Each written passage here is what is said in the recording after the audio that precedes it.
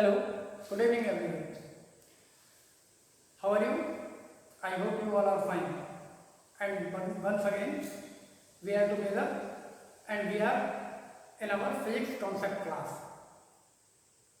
As you already know that from last two classes, we are discussing about the dimensional analysis and the applications of dimensions.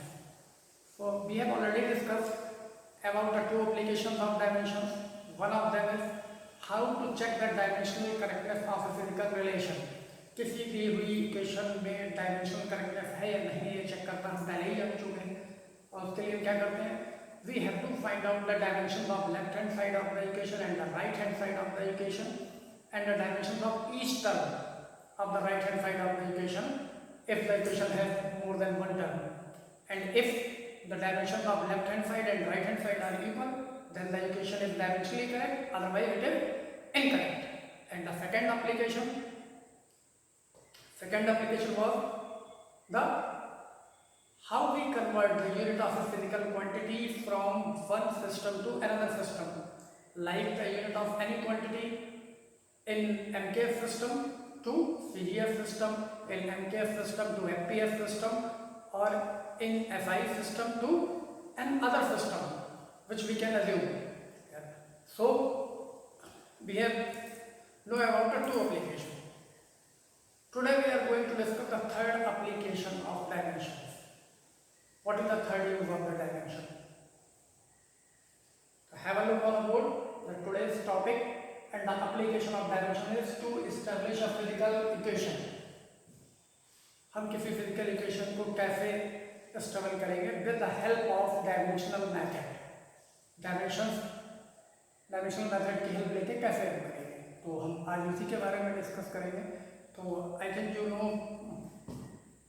many formulas related to the physics, related to the chemistry, related to the other subjects.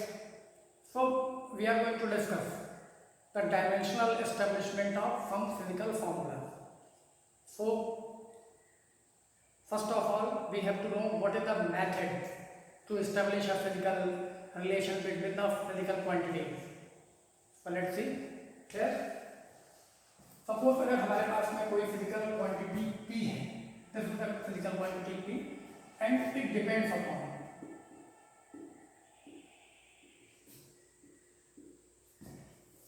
some other quantity x, y and z. x, y and z और जिन quantities पे depend कर रही है उनकी powers भी हो सकती है. मैंने बताया था आपको कि क्वांटिटी मेजरमेंट में जितनी बार इन्वॉल्व हुई है उतनी उसकी पावर आ जाएगी. Like the power of x is a, the power of y is b, the power of z is c. For example, like in this formula s equals to half at square. The displacement of an object is s, which is started from the rest. देख रहे हैं आप यहाँ पे u नहीं initial ऐसे. It depends upon the acceleration of the object, that is a, and the time taken to displace. Time और acceleration पे डिपेंड है और यहाँ एक्सेलरेशन की पावर कितनी है 1 और टाइम की पावर कितनी है 2. तो simply the displacement is depend upon two quantities here in the formula acceleration and time. The power of acceleration is 1, the power of time is 2. ऐसे कोई रिलेशन हो सकता है.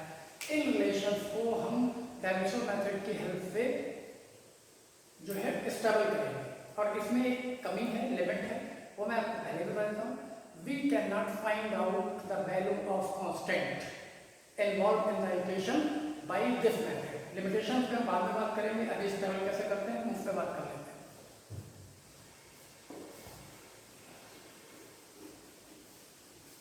तो हम कैसे एस्टेब्लिश करते हैं वो देखते हैं.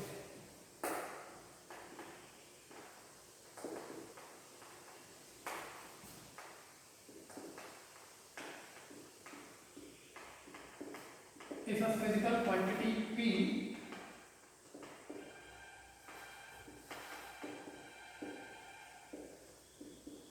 is depend upon some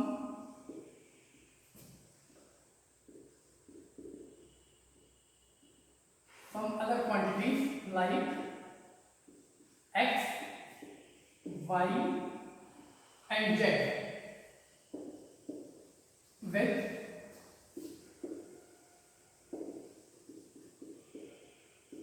with their powers A, B and C, then it can be written as the quantity P is directly proportional to the quantity X with its power A, the quantity Y with its power B and the quantity Z with its power C. समझ गए ना? अगर कोई physical quantity जैसे last फॉर्मूले में example में मैंने आपको बताया डिस्प्लेसमेंट एक्सीलरेशन और टाइम पे डिपेंड कर रहा है और एक्सीलरेशन की पावर 1 थी और टाइम की पावर 2 थी, तो सेम यहाँ भी ये बता सकते हैं लाइक एनी फिजिकल क्वांटिटी की फिजिकल क्वांटिटी किसी को फोर्स हो सकता है, डिस्प्लेसमेंट हो सकता है, एक्सीलरेशन हो सकता है, depend upon some other quantity like X Y Z, mass हो सकता है, टाइम हो सकता है, कुछ भी हो सकता है with the power A B C, then it can be written as this. And आपको पता है प्रोपोर्शनल हटाते हैं तो कांस्टेंट आता है, तो it will also written as k x equals to the power a, y to the power b and z to the power c. It can be considered as the equation first. Now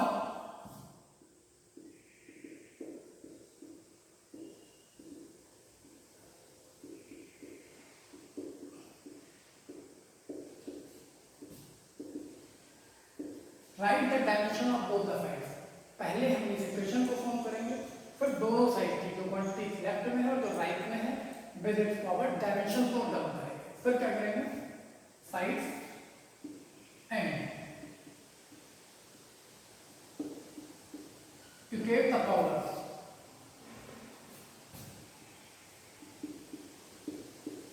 equating the powers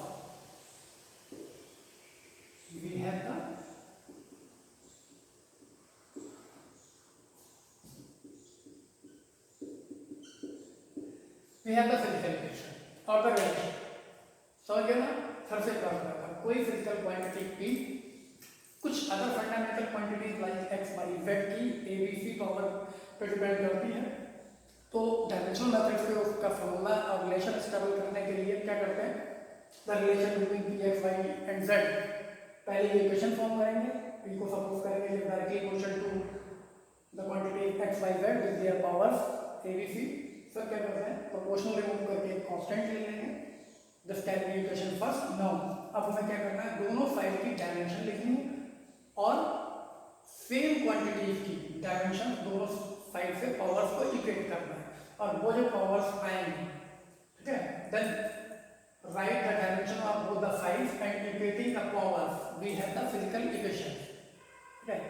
और यहाँ पर equating the powers we can find out the value of, इसका meaning क्या होगा we can by equating the powers we can find out the value of a b and c and then we can establish the formula। तो ऐसे शब्द बहुत clear नहीं होगा, जब मैं आपको एक आध एग्जांपल बताऊंगा तो आपको बहुत क्लियर हो जाएगा। ये सारा प्रोसेस है तो मेथड आप इसको समझ कर सकते। This is the method to establish a physical equation by the dimensional method, ठीक है?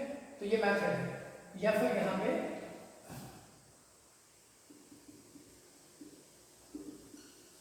knowing the value of a b and c, यहाँ पावर इक्वेट करने का मतलब है ए बी सी की वैल्यू हमें पता हो जाएगी, तो ब्रैकेट में मैंने नोट डाउन कर दिया by knowing the value of A B and C. अब ये कैसे स्टेबल करना है मेथड कुछ है तो आप ऐसे जैसे ऑलवेज करते हैं स्क्रीन को पॉज करिए और नोट डाउन कर लीजिए। अगले एग्जांपल से आई एम डेट श्योर कि ये प्रोसेस आपको बिल्कुल समझ में आ जाएगा। चलिए देखते हैं।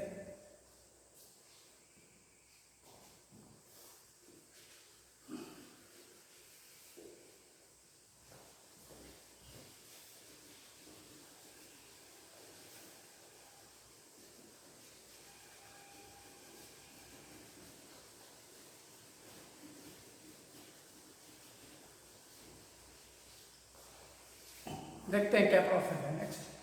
पहले मैं आपको बताता हूँ कि हम कौन सा फॉर्मूला जो मोस्ट ऑफ द आपके यूज के हैं पहले उनकी बात करते हैं। I think you already know what is the simple pendulum. Simple pendulum क्या होता है ये आपको पता है। अगर हम किसी भी heavy point object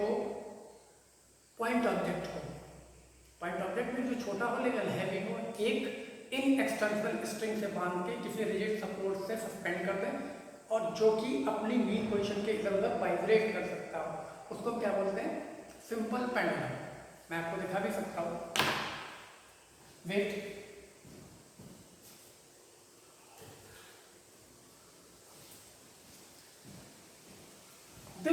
This can be a simple pendulum. This is the bob of pendulum.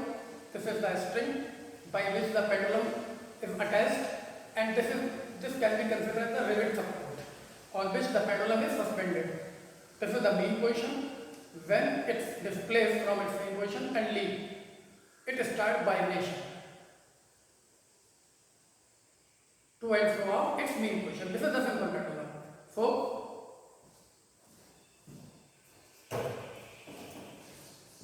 देख लिया आपने क्या सिंपल पेंडुलम। इस सिंपल पेंडुलम का जो टाइम पीरियड होता है, टाइम पीरियड का means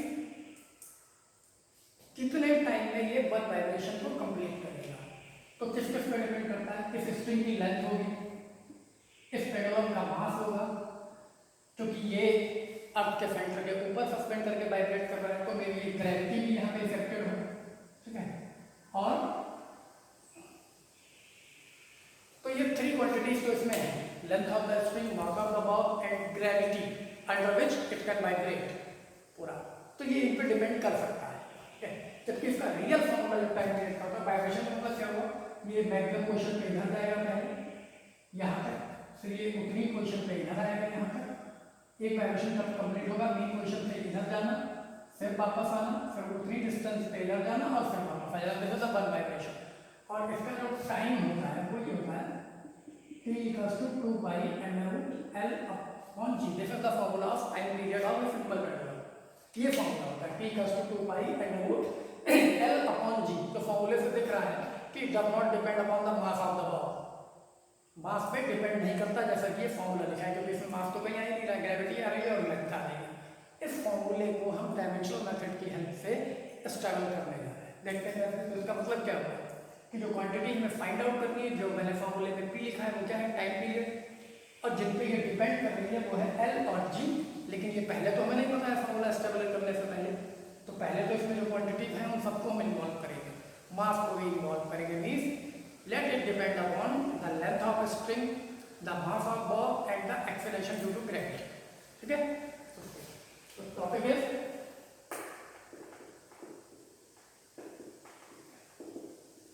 time period of simple pendulum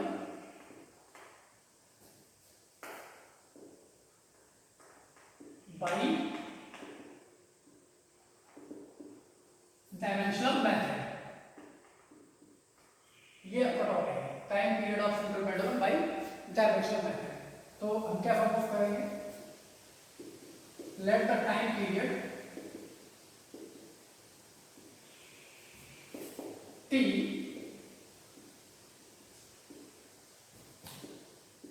is depend upon the mass of bob m, length of string L and acceleration due to gravity G with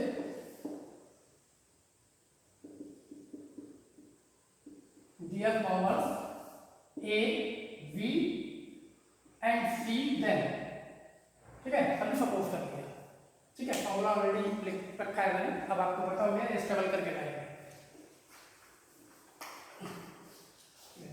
Let the time period is depend upon the mass of bob m, length of string L and acceleration due to gravity G with their powers A, B, C। means power sequence में है, mass की power A, length की power B and gravity की power C। देखते हैं। So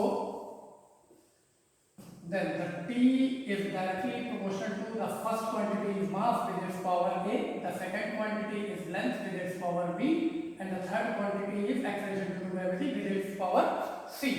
Now T is equals to, क्या बताया था मैंने, प्रोपोर्शनल टाइप देखते हैं तो एक कांस्टेंट आ जाता है। So here the constant is K, m to the power A, l to the power B and g to the power C। This is the equation first equation हो गई हमारी। अब क्या करना है हमें, प्रोसेस आपको पता है, अभी बताया मैंने वैसे क्या है, right the dimension of both the sides.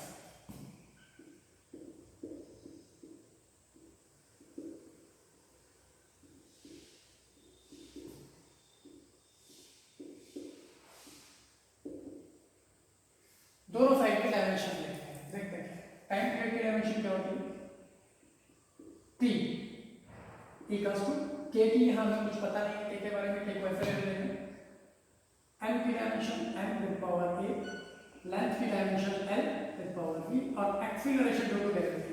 Acceleration की डायमेंशन क्या होती है, एक्सीलरेशन कोई भी हो, ड्यू टू ग्रेविटी हो, लीनियर एक्सीलरेशन हो, डायमेंशन तो वही रहेगी, एल टी माइनस 2, यूनिट क्या होता है metre per second square, L T minus 2 with the power C. अब हम देख रहे हैं कि इस साइड में एम भी है, एल भी है, टी भी है, और यहाँ सिर्फ टी है, और हमें क्या करना है, पावर इक्वेट करनी है मैथमेटिकल वाइज।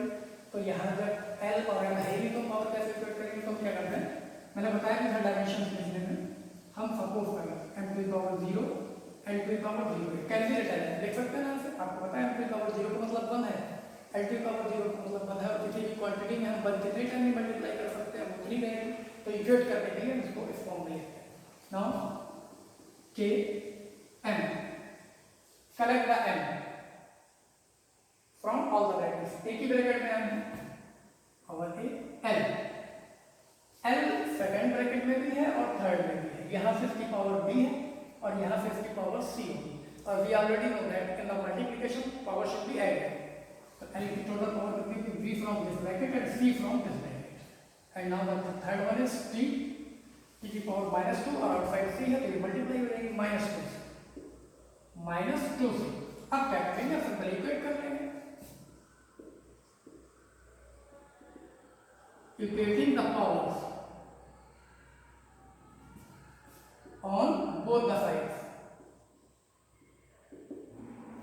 दोनों साइड से पावर इक्वेट करते हैं, तो देखते क्या मिलता है, m टू द पावर यहाँ पे a है और लेफ्ट साइड में 0 है तो a की वैल्यू 0 मिलेगी, l to the power sorry t to the power -2c है और यहाँ t की पावर कितनी है 1 इक्वल्स टू 1, तो इसका मतलब c इक्वल्स टू -12 हो गया, और अगर हम b प्लस सी एल की पावर इक्वेट कर वैल्यू पावर यहाँ 0 है, b plus C equals to 0 और c हम फाइंड आउट कर चुके हैं कितनी है -12, तो b -12 equals to 0, that is b equals to 1, तो a 0, b is 1/2 and c is -12। इनको इक्वेशन में वापस पुट कर देंगे, आ जाएगा कुछ होगा, देखते हैं।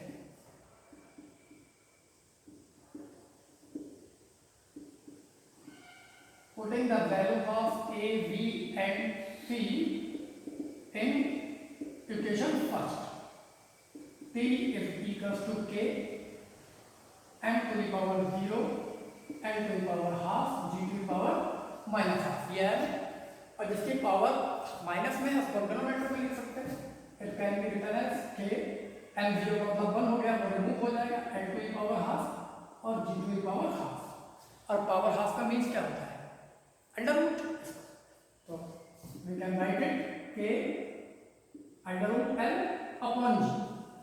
तो this is the formula of time period where K is a constant, और ये डायमेंशन की एक लिमिट है कि हम किसी कांस्टेंट की वैल्यू इस मेथड से पता नहीं लगा सकते, हम डायमेंशन से जो भी फॉर्मूला इस्तेमाल करेंगे वो सिर्फ प्रोपोर्शनलिटी तक होगा, या उसमें जो कांस्टेंट लिखेंगे उसकी वैल्यू हम इस मेथड से फाइंड आउट नहीं कर सकते, लेकिन चूंकि अब आपको मालूम है तो आप यहाँ नोट आउट कर सकते हैं, क्या क्या लिखेंगे, by experiment we know this value is 2 pi, experiment के थ्रू मालूम है इसके की वैल्यू यहाँ पर 2 pi होती है, then the formula is t equals to 2 pi under root l upon g, यही लिखा था ना अभी मैंने स्टार्ट में, तो this is the formula of time period of a simple pendulum established by the help of dimension, और ये डायमेंशन की एक लिमिट है डायमेंशनल मेथड की कि कोई क्वेश्चन में आने वाला कोई भी कांस्टेंट के बारे में हम कोई इंफॉर्मेशन नहीं दे सकते इस मेथड से, ठीक है ना। तो मैंने पहले ही आपको शो किया था, इस प्रोसेस को करने के बाद आप इस मेथड को आप ठीक से समझ जाएंगे क्या करना होता है। एक क्वेश्चन और बता देता हूँ, मे बी ये और क्लियर हो जाए, ठीक है। तो इसको भी आप नोट डाउन कर सकते हैं वैसे स्क्रीन पोस्ट करके, और at the 11th standard this formula is very important in the dimensional method, so prepare it. अब मैं इसको रब कर रहा हूँ।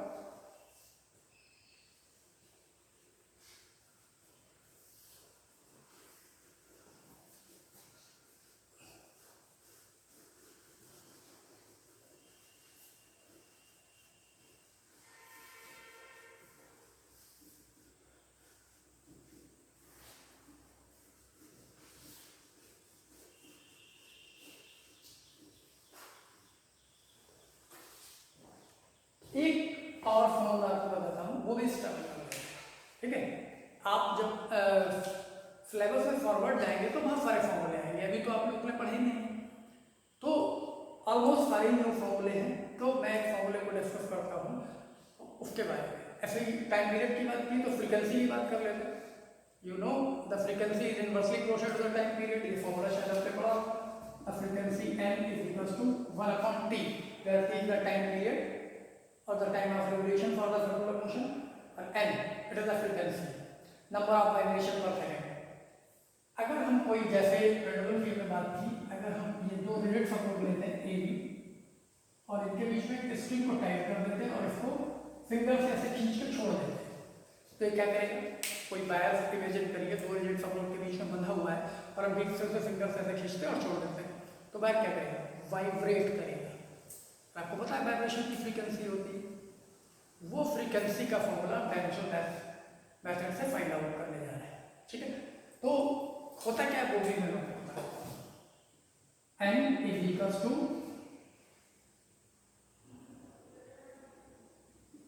k upon l under root t upon m, this is the formula.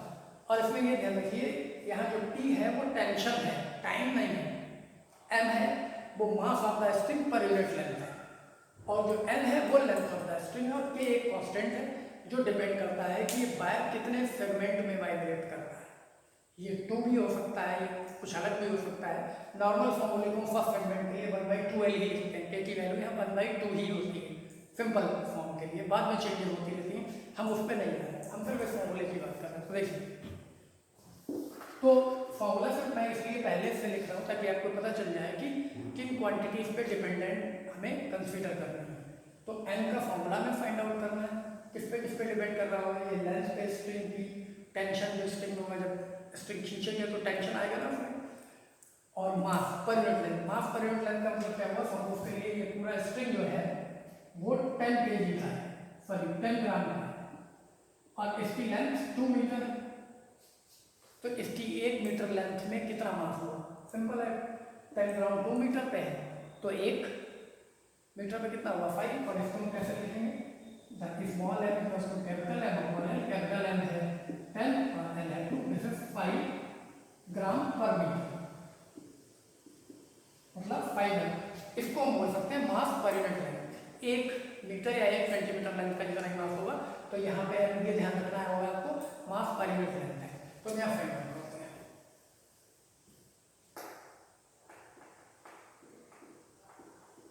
Frequency of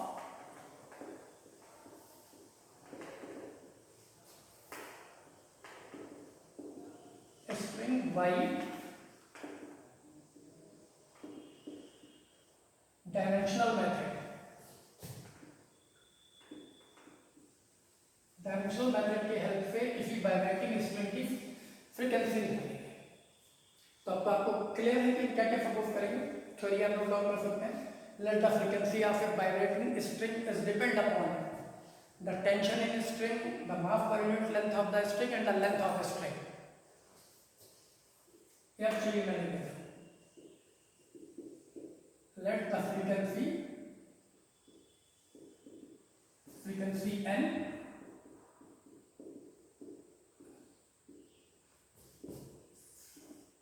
depends upon the length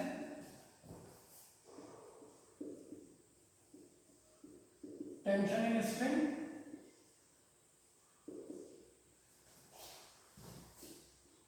and mass per unit length।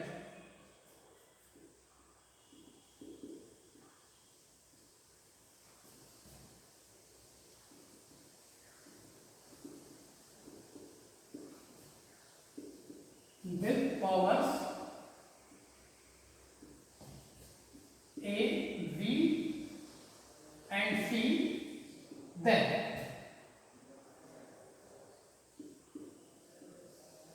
क्या तो suppose कर लिया फ्रीक्वेंसी है लेंथ पे, मास पे और टेंशन पे डिपेंड करती है। तो देखते कैसे, then and is directly proportional to, सबसे पहले हमने क्या लिखा है लेंथ विद पावर a, सब क्या लिखा है टेंशन विद पावर v, फिर क्या लिखा है mass per unit length with power c and constant अगर हम यूज करें तो n equals to k n to the power a t to the power v and n to the power c, this can be the first equation. Clear है ना, last form से भी clear है।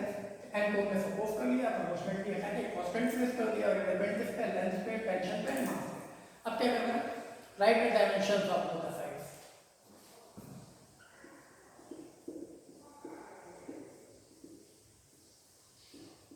Dimensions of both the sides.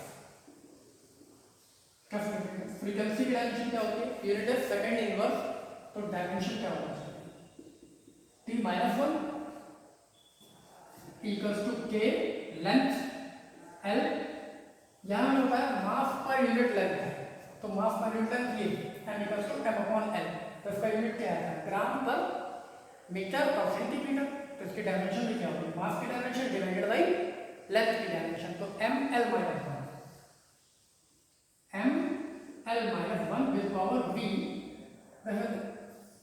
Sorry the second power is second quantity is tension, और tension क्या है, tension simply force होता है, तो टेंशन की अगर डायमेंशन लिखें तो क्या होगी ml t माइनस 2, जो फोर्स की होती है वही टेंशन है, ml t minus 2 with power v and m is the mass per unit length, its dimension is ml minus 1 with power c। अब इनको कलेक्ट करेंगे, इक्वेट भी करना है, लास्ट फॉर्मूले के जैसा केस हो गया कि यहाँ पे t है जस्ट m और l नहीं है, तो हमें क्या लिखना पड़ेगा again m to the power 0 n to the power 0 t minus 1, इसको हम ऐसा भी लिख सकते हैं कि l को कलेक्ट करेंगे in the first bracket l to the power a, in the second bracket l to the power b, in the third bracket l to the power minus 1 into c, that is minus c, so this is a plus b minus c। m की power को correct करते हैं, m first bracket में तो है ही नहीं, second में power b है और थर्ड से पावर c, मल्टीप्लिकेशन में पावर ऐड होगी b प्लस c। और अब बात करते हैं t, तो t जस्ट सेकंड ब्रैकेट में और किसी में है ही minus 2 into b, that is minus 2। अब इक्वेट कर लेते हैं, इक्वेटिंग द पावर्स को इक्वेट करते हैं, देखते हैं क्या होता है। सबसे पहले और ये क्या है minus 1, minus minus cancel out, b equals to 1/2, sir क्या करते हैं b plus c equals this m to the power क्या कितनी है 0 b हमें पता है हाफ है, plus c equals to 0, then c equals to minus half, b पता हो गई, c पता हो गई, a और a plus b minus c equals to again 0, l की पावर में 0 है। सो अब हमें इसमें से दो टर्म पता है, b पता है और c पता है, देखते हैं a प्लस 1/2 b की वैल्यू और c की वैल्यू माइनस, और माइनस यहाँ ऑलरेडी है, तो minus minus plus 1/2 equals to 0, that is a plus 1, half और हाफ मिलके 1 हो गया 0 and a equals to minus. तो हमारे पास में कौन सी क्वांटिटीज आ गई, a equals to -1, b equals to 1/2, c equals to -1/2। Now by putting the value of a, b, c in the equation first, we can find the formula of frequency of the vibrating string। देखिए कैसे होता है, n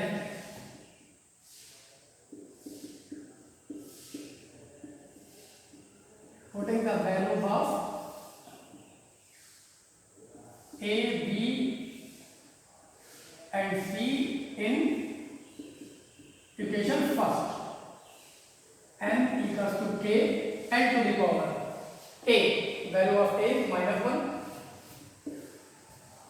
t, value of b is half, and small n power c, c is minus, इसको manage कर लेते हैं, n equals to k,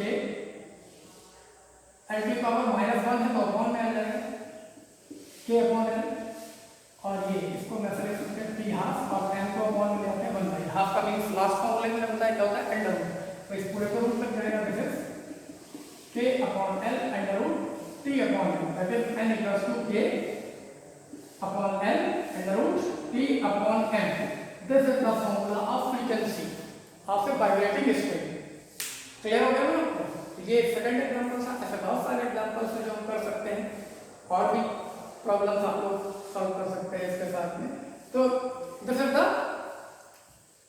third application of dimension. ऐसे जो भी फॉर्मूले आपको मालूम है आप इस तरीके से स्ट्रगल कर सकते हैं उनको, बट ये ध्यान रखिएगा उसमें कांस्टेंट की वैल्यू नहीं आएगी, आपको प्रोपोर्शनल की डिग्री ड्राइव करना होगा। जैसे इस फॉर्मूले में बात करें तो in this formula the value of k is 1/2, यहाँ पे लिख सकते हैं because k equals to 1/2 then n equals to 1/2l under root t upon m when the string is vibrating in one segment, तब के लिए, बट यहाँ necessary नहीं है इस मेथड में, तो मैंने बता दिया है।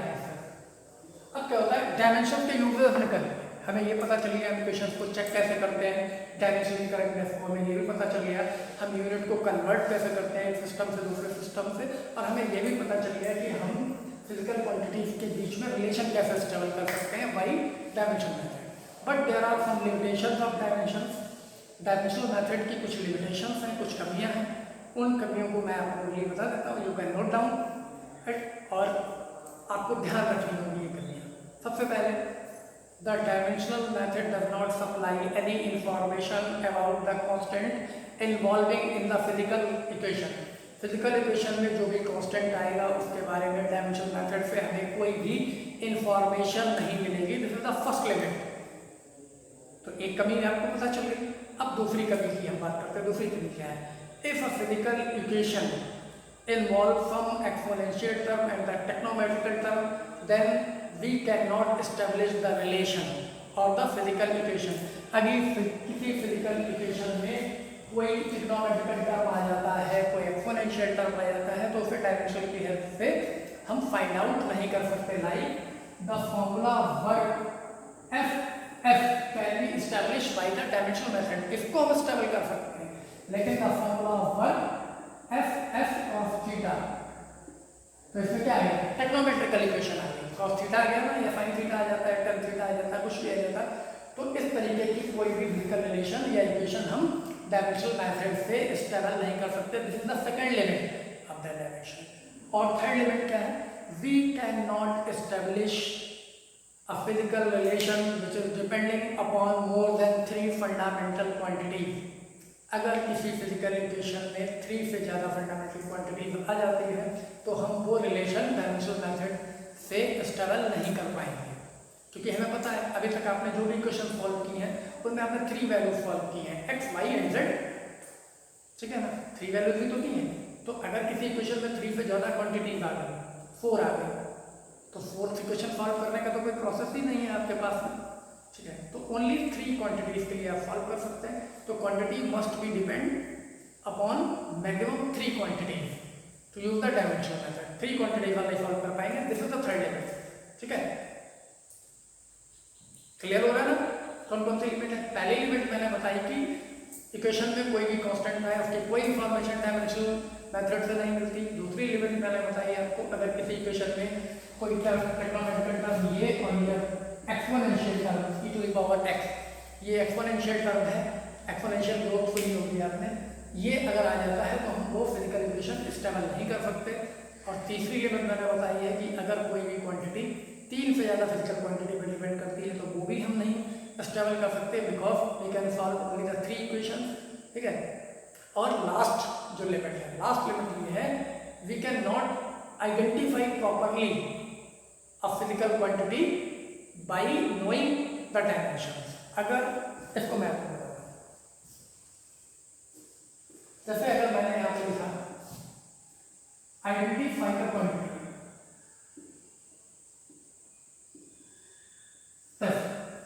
mLT-1, तो आप इस क्वांटिटी को कैसे बताएंगे? डायमेंशन के यूज से हम क्वांटिटी बता सकते हैं। जैसे कि m है तो किसकी डायमेंशन है? मास की है, तो यहाँ पे यूनिट क्या लिखा जाएगा? इसका मतलब kg रहा होगा, लेंथ है तो मीटर है तो मीटर रहा होगा, और टाइम है t है तो सेकंड का होगा, और वो भी अपॉन है, केजी मीटर पर सेकेंड। तो अगर आपको पता है कि ये यूनिट किसका है तो आप क्वांटिटी आइडेंटिफाई कर लेंगे। तो यूनिट किसका है, केजी मीटर पर सेकेंड। केजी मास है और मीटर पर सेकेंड क्या होती है, वेलोसिटी। और मास और वेलोसिटी का प्रोडक्ट जो होता है एमबी, किसको बोलते हैं, लीनियर मोमेंटम। तो आप बोल सकते हैं this is the dimension of linear momentum, but this is not sure, it may be. ये डायमेंशन हो सकती है लेकिन कंफर्म नहीं है, क्योंकि कई फिजिकल क्वांटिटीज की डायमेंशन सेम भी होती है। अब मैं आपको दूसरा फॉर्मूला की बात करता हूँ।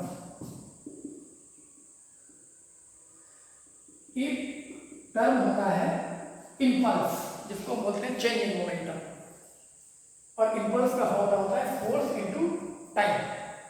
मे बी 9th स्टैंडर्ड पे आपने पढ़ा होगा, when we are taking a catch in the cricket we have to move our hands backward, कि मोमेंटम को चेंज होने के लिए ज़्यादा टाइम मिल जाए और आपको चोट कर देगी। तो ये उसी से रिलेटेड इंपल्स है। अगर हम इसका यूनिट निकालें तो वेलोसिटी क्या लिखेंगे, न्यूटन सेकंड, और अगर न्यूटन को लिखें तो ये होता है KG meter per second square into second, एक सेकंड है cancel, this is KG meter per second, same unit आ गया। तो ये डायमेंशन इंपल्स की भी हो सकती है ना। तो कंफर्मली आप ये नहीं बोल सकते, तो ये भी डायमेंशन की एक लिमिट है, क्योंकि श्योर नहीं है। आप डायमेंशन को देख के श्योरली नहीं बता सकते। जैसे दूसरा एग्जाम्पल करता हूं, अगर मैंने यहाँ पे लिख दिया identify the quantity M square T minus 2, आपको डायरेक्टली पता है this is the dimension of work ये ना। लेकिन मैंने ये वर्क सोच के ही लिखा है, ये आप कंफर्म नहीं हो सकते, क्योंकि मे बी मैंने ये एनर्जी लिखी हो, ठीक है ना, मे बी मैंने ये टॉर्क लिखा हो। तो क्या है कि different physical quantity can have the same dimension, अलग अलग physical quantity drive quantity same dimension की हो सकती है। तो प्रॉपर्ली आइडेंटिफाई नहीं कर सकते। ये डायमेंशन बेसिकली वर्क की है, वर्क के अकॉर्डिंग ये एनर्जी की भी हो सकती है। यहाँ पे मैंने हो सकता है एनर्जी सोच के लिखा हो सकता है मैंने टॉर्क मोमेंट ऑफ फोर्स सोच के लिखा हो, उन सबकी डायमेंशन नहीं होती है। ऐसी और भी बहुत सारी क्वांटिटी है जिनकी डायमेंशन सेम होती है। जैसे एक टर्म प्रेशर आपने सुना है, फोर्स अपॉन एरिया। ऐसे ही अब आप सुनेंगे स्ट्रेस का नाम तो आपने सुना ही है, तो इट इज सिंपली ये भी फोर्स अपॉन एरिया ही होता है, लेकिन दोनों में एक माइनर डिफरेंस है। वो डिफरेंस क्या है, the external pressure force acting per unit area of body is called pressure. External का मतलब बाहर से जो आपने अप्लाई किया है, इसको हम प्रेशर बोलते हैं। और the internal force acting per unit area of the body is called stress. जो इंटरनल है, फोर्स के नेम का फर्क है, बाहर से लगाया तो एक्सटर्नल और अंदर से लगा तो इंटरनल। तो लेकिन दो अलग अलग क्वांटिटी तो है। कभी कभी हेडेक होता है, हम बोलते हैं ना या फीलिंग द स्ट्रेस, तो ये क्या है, ब्रेन के हेड के एक पर्टिकुलर एरिया पे अंदर से एक इंटरनल फोर्स लगा है, तब हम इसको प्रेशर नहीं बोल रहे हैं। सर पे कोई हैमर मार दे तो क्या होगा, प्रेशर आएगा, द एक्सटर्नल फोर्स। तो स्ट्रेस एंड प्रेशर और फॉर्मूला सेम है, तो यूनिट सेम होगा, यूनिट सेम होगा तो पॉइंट डायमेंशन सेम होगी।